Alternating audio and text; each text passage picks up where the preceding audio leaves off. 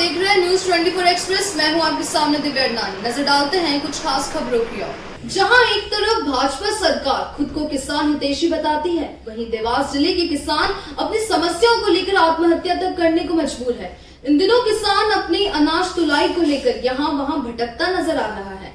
यहाँ तक कई किसान आत्महत्या जैसे कदम उठाने पर आ पहुंचे हैं। आपको बता दें कि 250 से अधिक ट्रॉलियों के साथ भूखे प्यासे किसान हैं बेबस। ऐसा ही एक मामला वेयरहाउस में तोल कांटे को लेकर शुरू हुआ, जहां सोसाइटी पर निशाना लगाते हुए एक दिवसीय प्रदीप चौधरी धरने पर बैठ गए, जिनका कहना है यहां पर बड़े तोल कांटे शुरू नहीं किए जा रहे हैं, प्रशासन जिसका जिम्मेदार है। 4 दिन पहले भी एक किसान ने आत्महत्या जैसा कदम उठाया था, जिससे प्रशासन अनदेखा करती नजर आ रही है। किसान पिछले 4 दिनों से तोल पर अपना अनाज तुलवाने के लिए कई घंटों बैठे रहते हैं। ना उन्हें टोकन दिया जाता है और 2 दिन के लिए तोल काटा बंद किया जाता है। अब किसान के पास ऐसे में आर्थिक स्थिति ठीक ना होने पर किसान के पास आत्महत्या के अलावा और कोई चारा नहीं बचता। प्रदीप चौधरी किसानों को अपना साथी मानकर आज धरने पर बैठे हैं। वहीं आश्वासन के तौर पर कलेक्टर से 2 दिन में किसान के हित में कार्य करने की मांग की है। अगर ऐसा नहीं किया जाता है तो धरना प्रदर्शन जारी रहेगा। वहीं प्रशासन को इसका जिम्मेदार ठहराया जाएगा। देवास से मनोज शुक्ला की रिपोर्ट। पिछले 70 दिन को समथिंग में जिस कार्य में लगा हुआ था, सेवा के कार्य में जो मजदूर पलायन कर रहे थे उनके कामों में लगा हुआ था, लेकिन पिछले 8 दिनों से जो मैंने देखा कि किसानों की जो बदतर से बदतर हालत हो गई है। उन किसानों की व्यवस्था में जब मैं लगा हुआ 4-5 दिन से सलंग उनको खाना पानी नाश्ता में एक संस्थान पे पहुंचा सका, लेकिन जब मैंने उसमें हकीकत देखा, हकीकत में तो उनके साथ छलावा हो रहा है। ये छलावा कैसा हो रहा है? जिस गोडाउन के अंदर 100 बोरी की क्षमता है, वहाँ पर 1000 बोरी किसानों के लिए 1000 बोरी के लिए आप मैसेज कर रहे हैं, और उसके बाद 8-8 दिन तक वो किसान वहाँ खड़ा है। 8 दिन बाद आप उसको कह रहे हैं कि आप उस स्थान पे जाइए, वहाँ लाइन लगाइए। ना कोई टोकन की व्यवस्था है, ना कोई प्रशासन के लोग हैं, वो सोसाइटी के माध्यम से उनके सुप्रति करके छोड़ दिया। पहली चीज़। दूसरी बात, अभी हृदय विदारक घटना हम लोगों के बीच में घटी है। किसान यहाँ सिया में एक साइलों पर 4 दिन 5 दिन से वहाँ वो तड़पना, वहाँ ट्राली पे रास्ता देख कर उसके आटे का आ जाता है, हृदय गति रुक जाती है, मर जाता है। क्या ये संवेदना है हमारी बची हुई? हम कहाँ जा रहे हैं? हम एक तरफ कह रहे हैं कि हम दाना खरीदते हैं। आप ये बताइए पूरे देवास भर के अंदर कितनी सोसाइटियाँ हैं? आज अगर कोई व्यापारी अगर तुलाई करता है तो सुबह से लेकर शाम तक 1000 ट्रक की तुलाई हो जाती है। आज किसानों के साथ पूरे देवास में अगर आप जानकारी लेंगे तो 100 से 150 ट्राली सारी मिला के। तो आप चाह क्या रहे हैं? आप टाइम बर्बाद करना चाह रहे हैं? आप उस किसान को मजबूर करना चाह रहे हैं कि 8 दिन 10 दिन यहाँ रास्ता देख और फिर जाके सस्ते दाम में मंडी में बेच। ये सीधा आपका फंडा है। आपके प्रशासन स्तर पे आपकी क्या तैयारी है? आप कितने लोगों को मैसेज कर रहे हैं? आज रोज मैसेज कितने लोगों को करते हैं? क्या तैयारी, किस प्रकार से तुलाई कर रहे हैं? ये इन विरोध को लेकर मैं आज बैठा हूं और 2 दिन का मैं अल्टीमेटम मैंने आज कलेक्टर महोदय से मैं निवेदन करता हूं। 2 दिन में अगर इस व्यवस्था नहीं सुधरी, लोगों के लिए पानी पीने का पानी नहीं है। 2-2 हज़ार ट्राली खड़ी है, वहाँ पीने का टैंकर का पानी नहीं है। आप एक घटना तो हम जाके एसडीएम को लेकर गए, हमने बोला कि कांटा बड़ा तो चालू कराइए। बोला हम हाँ आज करवाते हैं, कल करवाते हैं। जब बात वो अंदर नहीं करवाया और फिर जाके बात सुनने में आई, तो ये बात सुनने में कि ये वेयर हाउस की सीमा इसमें सिर्फ 500 कुंटल की है और हमको 2 दिन बाद तुलाई बंद करना है, इसके लिए हम बड़ा कांटा नहीं चलाएंगे। तो 2 दिन रास्ता किसके लिए दिखा रहे हो आप? आपकी मानसिकता गलत है, आपके मन में पाप है। आप किसान को भटकाना चाहते हो, आप किसान का गेहूं नहीं खरीदना चाहते हो।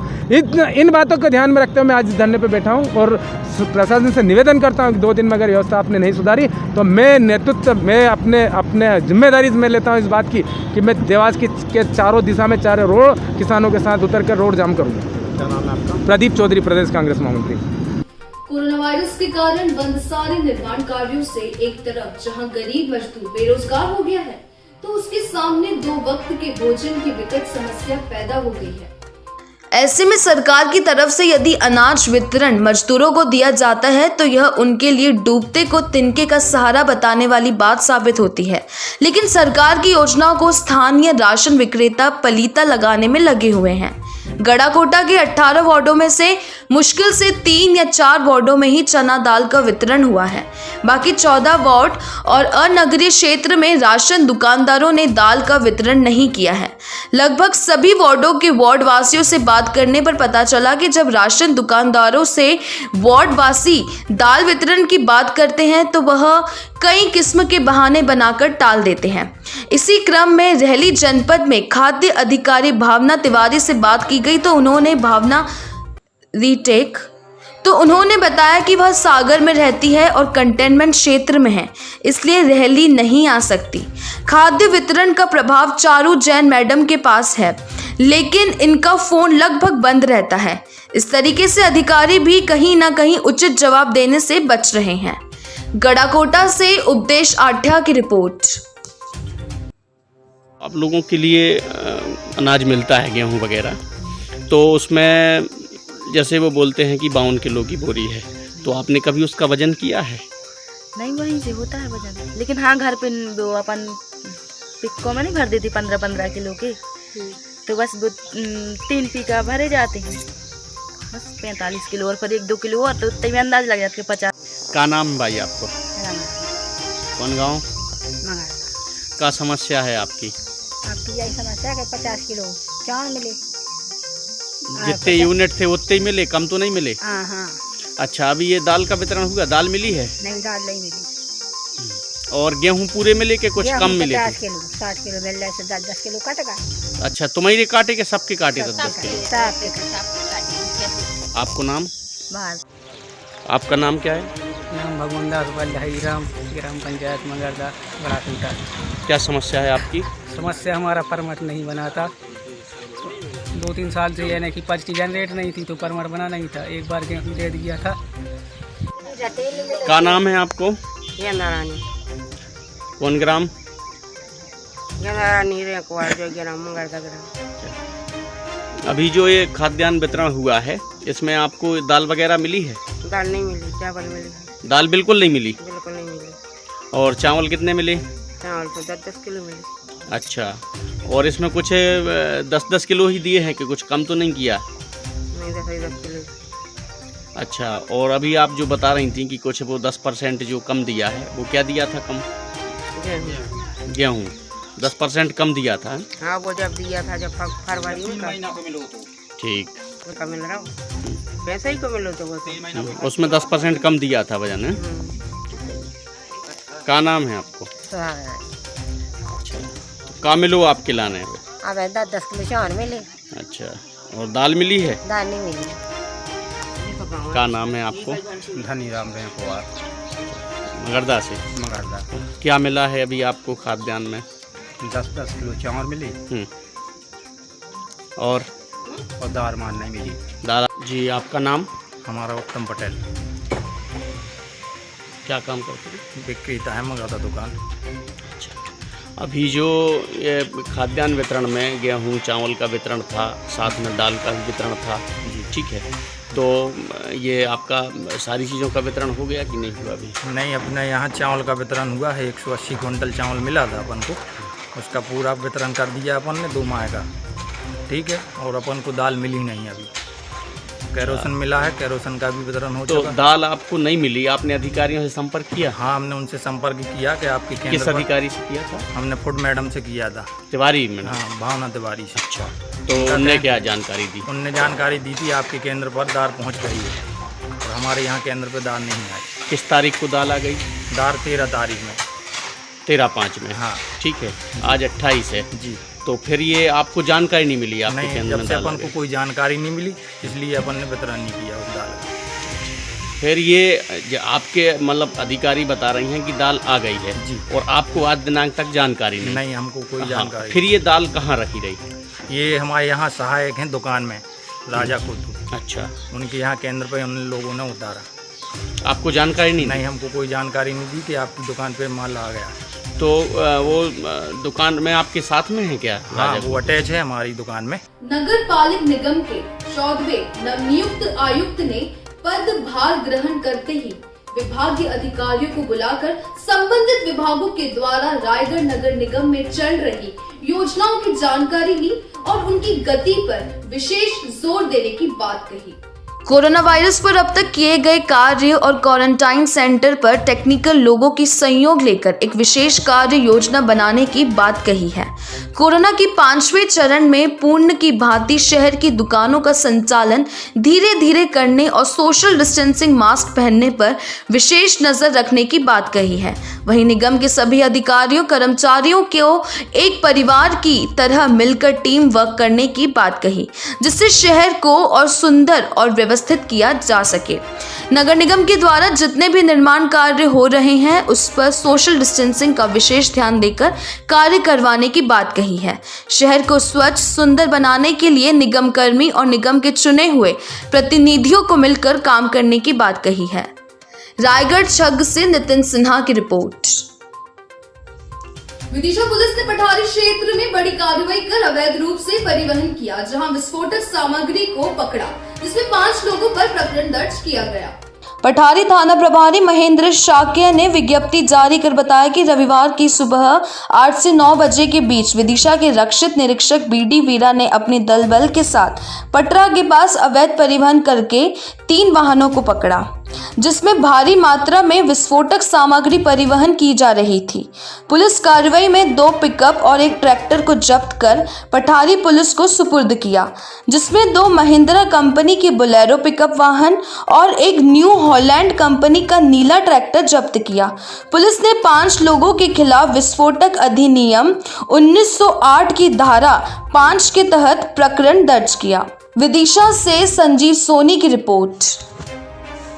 एक ओर जहां देश कोरोना जैसी भयानक बीमारी से जंग लड़ रहा है, वहीं दूसरी ओर देश की जनता सरकार के झूठे वादों की मार झेल रही है। आसान भाषा में इसे दोहरी मार कहा जा सकता है। कोरोना को रोकने के लिए भले ही सरकार हर संभव कोशिश कर रही हो, लेकिन जमीन पर उसका खास असर देखने को नहीं मिल रहा है। आखिर दिखे भी कैसे, क्योंकि कोशिश भी तो उसी रफ्तार से हो रही है जिस रफ्तार से सरकारी काम होते हैं। दरअसल कोरोना मरीजों के लिए सरकार ने कई जगह पर क्वारंटाइन सेंटर बनाए हैं, लेकिन उस 4 दीवारी के अंदर की व्यवस्था अब सवालों के घेरे में है।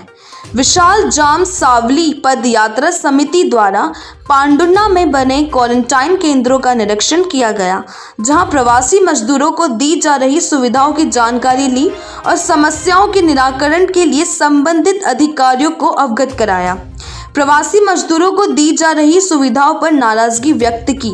कहा कि यहां रह रहे प्रवासी मजदूर अपने घर से बना खाने पर विवश हैं। यहाँ बिजली, पानी व शौचालय का अभाव है। प्रवासी खुले में शौच करने पर विवश हैं। ऐसे में प्रवासी मजदूरों का सेहत प्रभावित हो रहा है। उन्होंने कहा कि यही स्थिति रही तो यहाँ क्वारंटाइन किए गए लोगों को सेहत और भी खराब हो जाएगी। पांडुन्ना से पीयूष ठाकुर की रिपोर्ट। सभी के सभी एक ही नेट बात यूज़ कर रहे थे, तो अभी ये जो बोलते हैं कि सोशल डिस्टेंसिंग, वो तो हम भी पढ़े लिखे, हमको भी समझ में आता है क्या क्या करना चाहिए। बट जो प्रॉब्लम होता है एक्चुअल का होता है नेट बात का। सभी एक ही नेट बात यूज़ करते हैं, फिर वो नया बंदा हो या फिर वो 10 दिन पुराना बंदा हो या फिर वो 14 दिन जाने वाला, मतलब जिसको घर जाना है वो भी नेट बात वही यूज़ करके जाएगा। तो ऑब्वियसली इसमें कोई भी कुछ भी हो जाए प्रॉब्लमेटिक है। कोरोना वायरस उससे बहुत ज़्यादा बढ़ सकता है। मेरा तो यही सबसे बड़ा है। तो सबसे मेन प्रॉब्लम है हाइजीन का। Okay, right.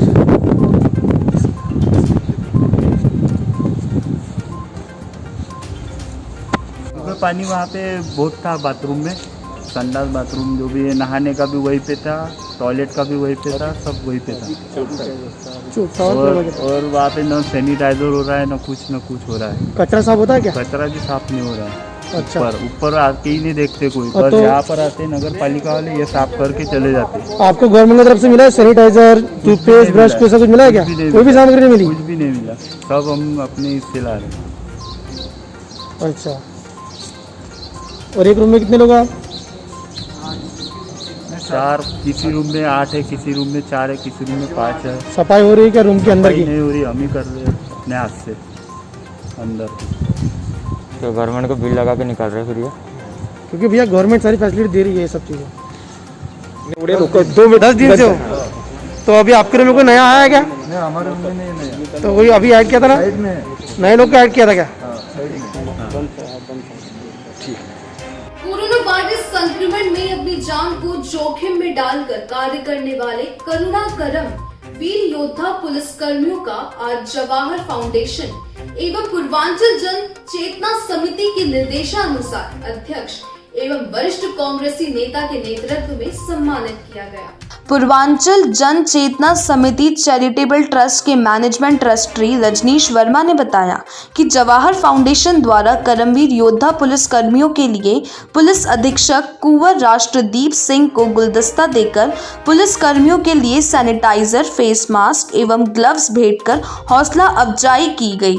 पूर्वांचल जन चेतना समिति चैरिटेबल ट्रस्ट के महासचिव शिव कुमार बंसल, महेश चौहान, अशोक बिंदल आदि ने टीम बनाकर सोशल डिस्टेंसिंग मेंटेन करते हुए सैनिटाइजर, मास्क एवं ग्लव्स भेंट किए। अजमेर से शाहिद हुसैन की रिपोर्ट। तो आज हम सभी लोग एसपी साहब को और उनके पूरे डिपार्टमेंट को, पुलिस डिपार्टमेंट को मुबारकबाद देने के लिए इकट्ठा हुए हैं कि इस लॉकडाउन के पीरियड में जो महती कार्य वर्दी वालों ने किया है एसपी साहब के नेतृत्व में, आज तक जहाँ तक मैं समझता हूँ वर्दी के लिए हमारे मन में बड़ी अरुचि सी थी कि हम वर्दी पहनने वाले लोगों को अच्छी दृष्टि से नहीं देखते थे। लेकिन लॉकडाउन के पीरियड में जो वर्दी वालों ने काम किया है एसपी साहब के नेतृत्व में, मैं समझता हूँ अपने आप में एक अनूठा उदाहरण है। और पूरे देश में ही जो कोरोना के खिलाफ में जो वॉरियर्स की एक बड़ी टीम पैदा हुई, चाहे वो पुलिस डिपार्टमेंट हो, नगर परिषद नगर निगम का डिपार्टमेंट हो, चाहे वो डॉक्टर्स हों, नर्सेज हों, उन सभी लोगों को मैं तहे दिल से धन्यवाद देता हूँ और बहुत बड़ा धन्यवाद देना चाहता हूँ कि उन्होंने बहुत बड़ा काम किया। आज कितने सैनिटाइजर क्या दिया गया? 100 और 200 दे रहे हैं, 100 सैनिटाइजर, 200 मास्क पहले भी दिए थे हमने, वो साहब आ गए। हमारे समस्त तारानगर की ओर से ये मांग है कि अगर ये जो झूठा षड्यंत्रपूर्व केस दर्ज किया गया है इसको वापस नहीं लिया गया तो भारतीय जनता पार्टी पूरे राजस्थान में तारानगर से आंदोलन शुरू होगा, जो पूरे राजस्थान में होगा। और हम ये मिसाल कायम करेंगे कि इस तरह से कोई जनप्रतिनिधि अपनी कोई मांग रखता है जनता के प्रति, उसकी सुनवाई के लिए अगर उस पर मुकदमा किया जाएगा तो हमें विश्वास है कल विधानसभा में प्रतिपक्ष के लोग बोलेंगे तो उन पर भी केस होगा। इसलिए इस न्यायपूर्ण कार्य के ऊपर तुरंत रोक लगाई जाए और इसके लिए हम पुरजोर मांग करते हैं। अगर इसके लिए उन्होंने मांग नहीं मानी तो हम ईंट से ईंट बजा देंगे। फिलहाल खबरों में सिर्फ इतना ही। आगे की खबरों के लिए देखते रहिए न्यूज़ 24 एक्सप्रेस। नमस्कार।